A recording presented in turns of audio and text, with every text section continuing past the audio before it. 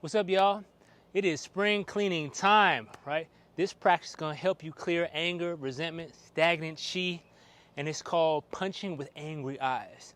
What that means is open your eyes wide, make a mean face, okay? And you're gonna strengthen the body, flex the body tight, and you'll come back to a peaceful place, okay? So just watch me for a moment and then you can try it. Inhale, exhale, inhale,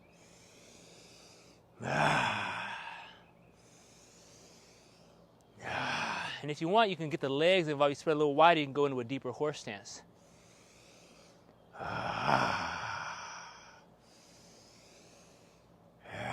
Pull down through the shoulders.